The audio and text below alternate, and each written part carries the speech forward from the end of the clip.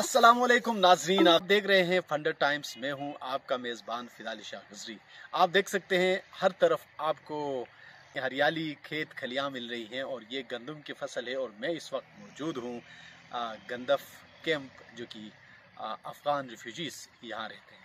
इनके क्या मसाइल है, इस हवाले से मैं आज यहाँ आया हूँ। इनसे मुलाकात करते हैं, यहाँ तालीम की क्या सहूलियात हैं, इसके साथ साथ बिजली का क्या निज़ाम है, पानी का क्या निज़ाम है और ये लोग किस तरह यहाँ रहते हैं। इस हवाले से हम बात करेंगे, हमारे साथ रहिएगा।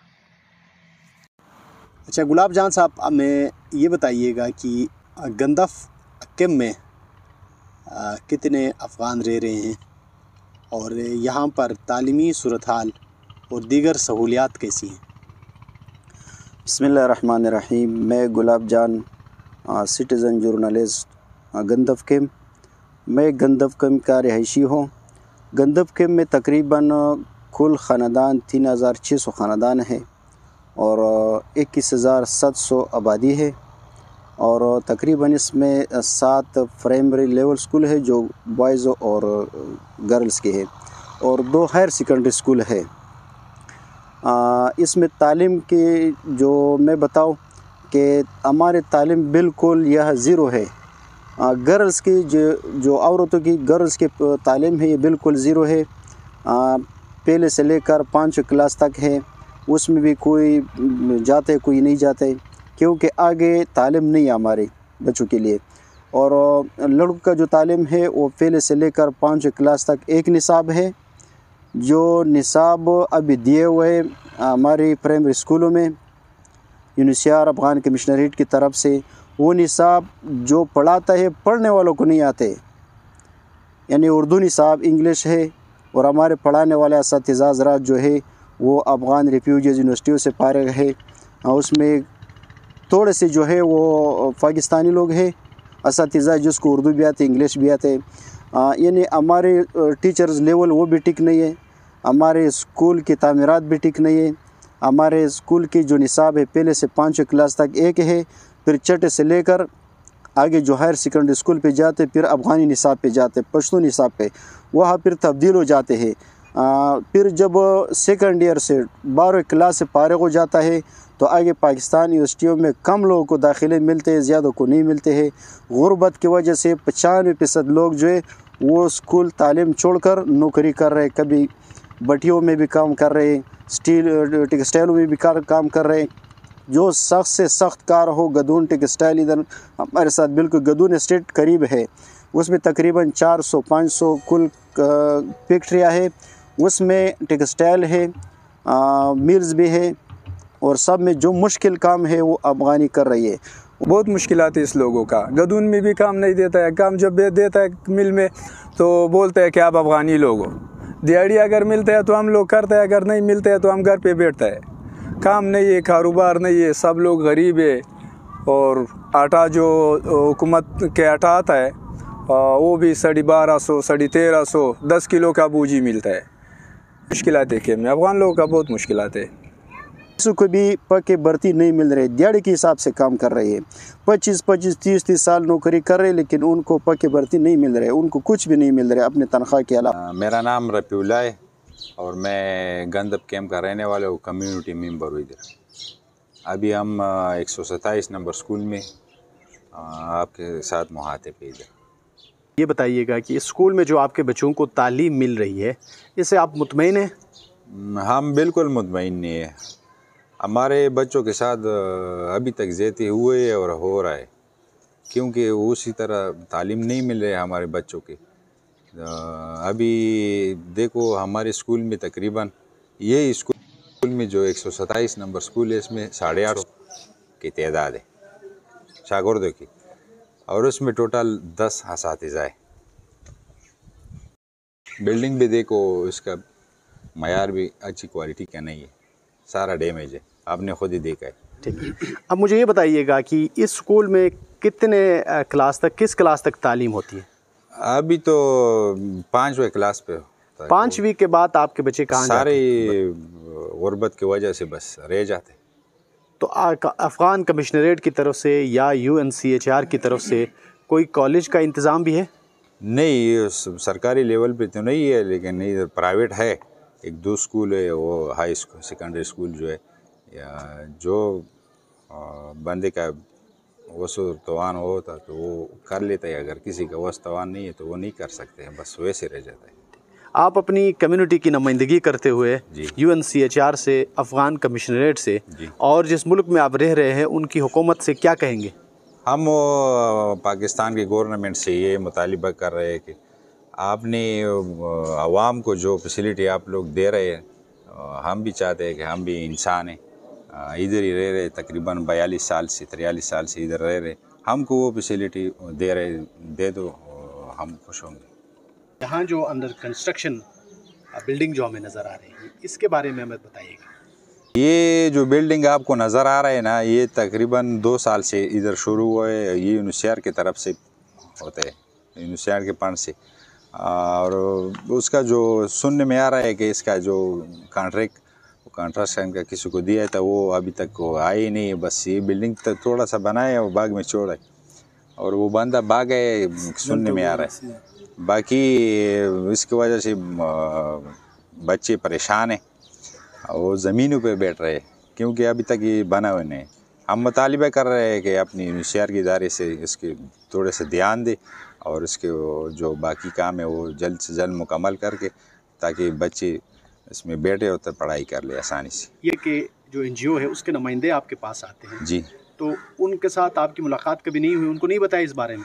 हमारे तो नहीं हुए, वो के वाला जो आ रहा है बस उस बंदे से मिलते हैं, बस जो उनके मर्ज़ी के मुताबिक हो के वाला है, हमने अभी तक देखा ही नहीं है, ना मिला वो उससे।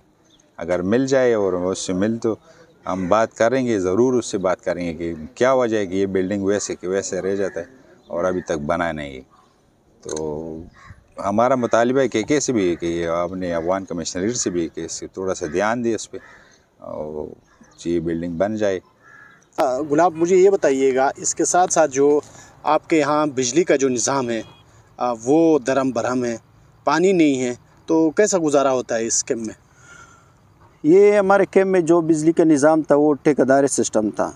एक वापडे वाला ठेकेदार को ट्रांसफार्मर दे रहा था, वो ठेकेदार फिर अपनी तरफ से छोटे छोटे चेक मीटर हर घर को दे रहा था, उससे चेक मीटर के हिसाब से अपना फीस भी ले रहा था और अपने वापडा बनाए हुए थे ठेकेदारों ने। वो ठेकेदार लोग कंज्यूमर से हर महीने पूरा बिल वसूल करते थे, वापडे को आधा देते थे आधा नहीं देते थे। फिर 2014 की एंड में हमारे ट्रांसफार्मर वापडे वाले आ गई, वो लेकर गई। जब वो वापडे वाले के पास हमारे बड़े लोग चले गए कि भाई हमारे बिजली क्यों चले गई, तो वापडे वाला कह रहे थे कि आप लोग के पीछे हम कर्जा है। तो एक ठेकेदार के पीछे 83 लाख रुपए थे, वो बहुत हो गया, अल्लाह को प्यारे हो गई। एक ठेकेदार के पास 52 लाख रुपए है, तीसरे ठेकेदार जो उसके साथ 36 लाख रुपए है। ये मकरूज़ वापडे की है, दरमियान में आवाम लोग पिस रही है, आवाम लोग की बिजली चले गई, पैसे चले गई, सब कुछ चले गई, पूछने वाला कोई भी नहीं है। इसमें नेब ज़मानुम सैदररहमान दे द गंदब द के मुसीदुन के कम्युनिटी मेंबर ज़मंगा द लोड़ो मकामात होना ख्वासदादी जो ज़मंगा दे केम ता गर्मी रा रवाना दा द वशपगो काल ना पदे ख्वा ज़मंग बिजली निश्ता दोयम जे गम दे दखल को तदउबो इस्तेमाल तकलीफ दे स्कूलों दोबो तकलीफ बेहद से वाली कमी नलकी या दा से दाग चीज़ टूल ने यो टूल दे निम केम तो उबो कई निम जगम दे नंदा का शांता ना मखरूम पाते दी सलोरम जगम दे टोलो कुलू दा दौड़ो कोटा जगम दे न मिला शवेदा ज़मंग द केम पाकला बांधी इच्छा गवर न देखड़े न ज़मंगा द लोड़ो मकामात न दा ख्वास्ते जमंगम इंसानानी इंसानियम दर्दी दमंग सरोशी एंटी करप्शन से सब ने ऑडिट किए, जो ठेकेदार थे और साबिका अफ़गान रिफ्यूजीज़ मर्दान की डिस्ट्रिक्ट एडमिनिस्ट्रेटर थे। 4,75,28,000 वो मखरूज़ हो गई, उसका ऑडिट हो गई। उसमें 2 करोड़ अबाव गवर्नमेंट ड्यूज़ थी और 2 करोड़ अबाव जो पब्लिक ड्यूज़ थी। लेकिन वो सब कुछ के बावजूद न ठेकेदार को किसी ने कुछ कहा है। आज तक हमारे बिजली नहीं है, 8 साल हो गई और हमारे लोग सोलर से गुजारा कर रही है, बस एक पंखा और एक बल्ब। बासी किसी के पास न टीवी न किसी के पास वॉशिंग मशीन, कोई सहूलत और नहीं है। और बिजली भी नहीं, अभी रमज़ान आने वाला है, बिजली नहीं है। बिजली का 7-8 साल हो गया कि कट हो गया, इस लोगों ने बिजली को भी कट करवा दिया। बहुत मुश्किलात है कैंप में, अफगान लोगों का बहुत मुश्किलात है। पानी के हवाले से अगर बात करें तो गुलाब साहब पानी की क्या सूरत हाल है? पानी का निज़ाम तो कनों के हिसाब से, वो हैंड पंप के हिसाब से है, और एक ट्वेल है वो भी प्राइवेट है, जो महीने का 500 रुपये एक नलके का बिल ले रहे हैं, और वो सप्लाई भी पूरा नहीं हो रहे, पानी भी साफ़ नहीं है, जगह जगह पे नापाक पानी आ जाती है, जो लोगों को बीमारी भी लगती है। पानी का निज़ाम बिल्कुल ख़राब है, पीने के साफ़ पानी बिल्कुल हमें मैसर नहीं है, नहीं मिल रहे। इधर जो है ना भाई साहब, पानी भी नहीं है। पानी ये एक नल का आता है, एक बार उस तरफ एक बार इस तरफ, 1 घंटा आधा घंटा पानी आता है। सब कैंप को लोगों को नहीं मिलता है पानी। गुलाब साहब ये बताइएगा, ये कैंप में आप जो रह रहे हैं, तो ये इसकी असल कहानी क्या है और आप लोग कैसे रह रहे हैं? ये ज़मीन किसकी है? हमारा पैदाइश 1983 गंदफ कैंप का है, और हम यहाँ हमारे बाप दादा जो था आबाद हुए गंदफ कैंप आए 1979-80 में। तकरीबन 42-43 साल हो गई जो इधर अफगान रिफ्यूजीज़ आबाद है। ये सेपरे की मायदे पे यह आबाद है। पाकिस्तान गवर्नमेंट यूनिसियार उसने अफगान रिफ्यूजीज़ को यह ज़मीन दी है, इधर रह रही है। अभी वो मसले जो गवर्नमेंट ने और यूनिसियार ने, अफगान कमिश्नरेट ने ज़मीन दिया था, इधर कैंप बनाया अफगान रिफ्यूजीज़ का, अभी ये बहुत बड़े मसले चल रहे क्योंकि ज़मीन की कीमतें बढ़ गई। जिस वक्त ये कैंप बन रहा था कि इधर अफगान रिफ्यूजीज़ ये बिल्कुल बियाबान था, कुछ भी नहीं आता, इधर पानी पीने का पानी भी नहीं मिल रहा था। इधर स्टेट बन गई, ये ज़मीन जो था इसके रेटें बढ़ गई। अभी जो मालिकान ज़मीन है वो अफगान रिफ्यूजीज़ को बहुत ज़्यादा तंग कर रहे। इसमें कुछ हिस्सा गवर्नमेंट के पास है ज़मीन, वापडे के पास है, कुछ हिस्सा हकीकी मालिकान के पास है। जो हकीकी मालिकान है वो अफगान रिफ्यूजीज़ को बहुत ज़्यादा तंग कर रहे, और रोज़ आके कह रहे हैं कि अफगान रिफ्यूजीज़ को कि यहाँ से हमारी ज़मीन खाली करो, 40 साल हो गई, 45 साल हो गई, आपका मेहमान नवाज़ी हमने की, आप चले जाए यहाँ से, आपकी मेहरबानी हो गई। बस वो अगर आपस में बैठ के एक दूसरे के साथ कंप्रोमाइज़ कर रहे तो ठीक है, नहीं कर रहे तो वही मालिक ज़मीन जो है, प्रॉपर्टी डीलर जो है, वो जाके अफगान रिफ्यूजीज़ के ख़िलाफ़ कोर्ट पे जाते हैं। तो अफगान रिफ्यूजीज़ वो बेबस हो जाता है कोर्ट पे, उधर जाके वकील को फीस देना और आना जाना, गरीब लोग है उसके साथ उनके से नहीं लड़ सकते, तो वो बेचारा हार जाता है। अदालत अफगान रिफ्यूजीज़ के ख़िलाफ़ फिर फैसला सुनाता है। अभी जो मसले अफगान रिफ्यूजीज़ के साथ हो रहे कैंपों में, सिर्फ हमारे गंदफ कैंप नहीं, पूरी कैंपों में हो रहे, अक्सर कैंपों में हो रहे। जो सिपरी की मायदा हुआ था कि मालिक ज़मीन को अफगान कमिश्नरेट यूनिसियार उसको फसलाना देंगे, यानी साल के वो अपना मुआवज़ा देंगे ज़मीन का, उसको वो मुआवज़ा नहीं मिल रहे। हमारे ख्वाहिश है अफगान कमिश्नर साहब को, यूनिसियार को, अफगान सफ़ीर साहब को कि बराए मेहरबानी अफगान रिफ्यूजीज़ को ये प्रॉपर्टी डीलरान, ज़मीन मालिकान बहुत ज़्यादा तंग करे, आप आ जाए, मेहरबानी होगी, ये अफगानों को सपोर्ट करे, इनको तहफ़्फ़ुज़ दे कानूनी, और जो मालिक ज़मीन है उससे या ज़मीन ले ले या अफगान रिफ्यूजीज़ को दूसरी जगह पे मुंतकिल कर ले। गुलाब साहब ये बताइएगा कि पिछले 43 साल से आप यहाँ रह रहे हैं, बहुत बड़ा अरसा है, और आप एक रियासत के अंदर, एक मुल्क के अंदर प्यार और खुलूस के साथ रह रहे हैं, तवक्कुआत के साथ रह रहे हैं, जबकि रियासत की अपनी पॉलिसियाँ हैं, और इस वक्त आप 43 साल बाद भी इस मिट्टी को अपना नहीं कह सके। ये तो नहीं हो सकता क्योंकि हमारा पैदाइश इस मिट्टी का है।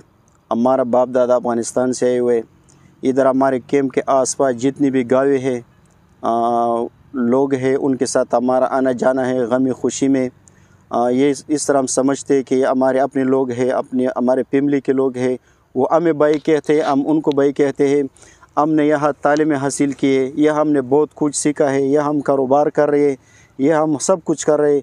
ये हम इस तरह समझे कि हम अपने ज़मीन अपने घर में हो, अपने मुल्क में हो, क्योंकि हमारा पैदाइश इसी ज़मीन का है।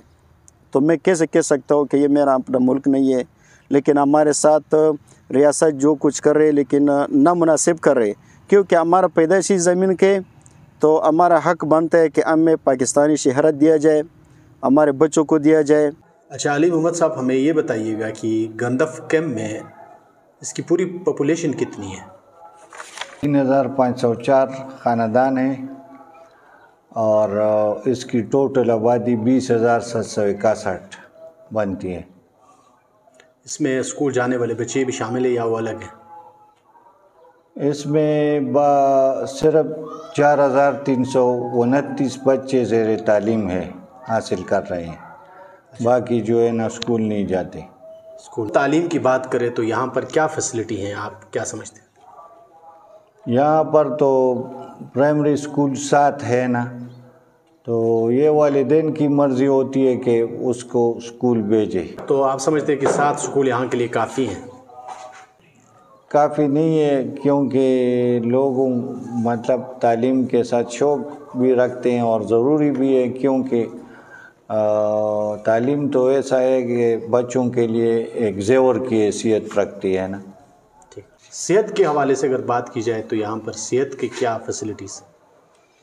صحت کے لیے تو ہمارے پاس جو پرانا اسپتال ہے وہ ماضی میں اس کو ایک NGO کے سپرد کیا گیا ہے جو اس کو چلاتے ہیں، مگر بدقسمتی سے ابھی تک اس میں میل یا فیمیل ڈاکٹر نہیں ہے۔ اچھا، بس وہ صرف ایک بلڈنگ ہے اور اس میں ڈاکٹر وغیرہ نہیں ہے۔ ہاں پرائیویٹ طور پر بعض لیڈی ڈاکٹر آتی ہیں، جیسا کہ ہمارے آفس کے سامنے ایک لیڈی ڈاکٹر آتی ہے اور وہ چیک اپ کرتی ہے، اور پھر مگر خوش قسمتی یہ ہے کہ ٹوپی ایک ڈیولپ تحصیل ہے، اس وجہ سے وہاں پر ہر قسم کے اسپتال ہیں، اس میں لیڈی ڈاکٹر بھی ہے اور میڈیکل اور سرجیکل اسپیشلسٹ وغیرہ، تو زیادہ تر لوگ وہاں ٹوپی جاتے ہیں۔ افغان کمشنریٹ جس میں آپ بھی کام کرتے ہیں، تو یہ کس قسم کے مسائل پر اور فیسلٹیز پر کام کر رہے ہیں اسی کیمپ کے مہاجرین کے لیے؟ افغان کمشنریٹ تو اپنے طور پر بہت محنت کر رہی ہے کہ ان لوگوں کے مسائل حل ہو، خاص کر ہمارے جو عباس خان تھے کمشنر صاحب، اس نے بہت بھرپور کوشش کی ہے کہ یہاں کے مسائل حل ہو، مگر ان کے ساتھ بھی جو ہے نا فنڈز وغیرہ کی کمی ہوتی ہے اور ایک انار 100 بیمار کی والی بات ہوتی ہے، تو وہ تو اس پر فوکس اس نے کیے۔ جو مسائل تھے ہم نے اس کو مثال کے طور پر سولر سسٹم، ٹیوب ویل بنانا، ہم نے اس کو تجاویز دیے، شاید اس نے وہ UNHCR کو بھی بیچی ہے وہ تجاویز، اور سینیٹیشن کا مسئلہ بھی اس نے بھیجا ہے، مگر اب انشاءاللہ اس پر کام ہو جائے گا۔ کچھ اسکولوں کا میں نے دورہ کیا، وہاں پر جو تعلیم کی صورتحال ہے مجھے بہت خراب نظر آئی۔ مثال کے طور پر نصاب کے حوالے سے بہت بڑا ایشو ہے، اور اس وقت پچھلے 2 سال سے ایگزامس نہیں ہوئے ہیں، کاپی کتابیں نہیں مل رہی ہیں۔ اس حوالے سے آپ UNCHR سے یا کسی اور سے رابطے میں ہیں، کیا کہتے ہیں؟ بالکل، ہم نے تو مختلف تجاویز بھیجی ہے اپنے کمشنر صاحب کو بھی، اور DS صاحب جو ہمارے شفیق صاحب ہے ادھر مردان میں، ان کو بہت سارے تجاویز دی ہے، یعنی تعلیم کے حوالے سے، ان کے اسکولوں کے بلڈنگز کے حوالے سے، ان کے سولر سسٹم اسکولوں میں جو ہوتا ہے ان کو، ان کی ریہیبلیٹیشن کے لیے ہم نے بہت سارے تجاویز دیے، مگر ان بیچاروں کے پاس بھی فنڈز وغیرہ کی کمی کی وجہ سے ابھی تک اس پر عمل درآمد نہیں ہوا، شاید اس سال ہو جائے۔ کمشنریٹ کو فنڈ کہاں سے آتے ہیں؟ کمشنریٹ تو UN کا ادارہ بھی ہے نا، یونائٹڈ نیشن کا، اور ہمارا پاکستان بھی ان کو جو ہے نا سپورٹ کر رہے ہیں، حکومت پاکستان، وہ اپنے طور پر بہت کوشش کر رہے ہیں کہ یہ ان کے مسائل حل ہوں، مگر اس آبادی میں رجسٹرڈ اور ان رجسٹرڈ کا جو کی کہانی ہے، تو اس کا بھی کوئی ڈیٹا آپ کے پاس ہے؟ کتنے لوگ رجسٹرڈ ہیں جن کو؟ اس میں جی یہ ہے کہ 3504 ٹوٹل خاندان ہے ہمارے پاس. اس میں میل جو ہے نا 10,524 ہے. 3000 خاندان رجسٹرڈ ہیں. ان میں ہمارے ساتھ ڈیٹا ہے نا ان رجسٹرڈ 120. آخری سوال یہ بتائیے گا کہ افغان کمشنریٹ کے پاس کیا اطلاع تھی کہ اب ان کی جو رجسٹریشن ہے وہ جون میں کنسل ہو جائے گی، ختم ہو جائے گی. اگلا آپ کیا سوچ رہے ہیں؟ ان کو یہ ان کی رجسٹریشن ہو جائے گی، مزید توسیع ہوگی، شناختی کارڈ ملیں گے؟ انشاءاللہ ملے گی. صرف انشاءاللہ یا کچھ معلومات ہے آپ کو؟ نہیں، ہم نے تو ان کو تجاویز دی ہے، باقی ان کا کام ہے نا. ہم نے تو ہمارا کام جی ان کو فارورڈ کرنا ہے. آر او اے کی ڈیوٹی یہ ہوتی ہے کہ جو بھی مسائل ہے وہ ان کو دے، جو تجاویز ہوتے ہیں وہ ڈی اے کو پہنچانا ہوتا ہے اور افغان کمشنریٹ کو. تو ہم نے تو اپنے طور پر ان کو جو ہے نا تجاویز دی ہے کہ ان جو رجسٹر نہیں ہے ان کو رجسٹر کرے. باقی تو وہ حکومت پاکستان اور ان کا کام ہے نا. ٹھیک ہے. اور کوئی آپ کہنا چاہیں گے کچھ؟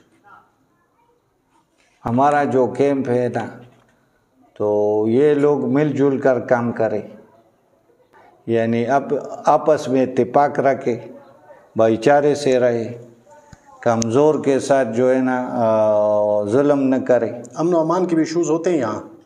یہ مسائل نہیں ہے امن و امان کے.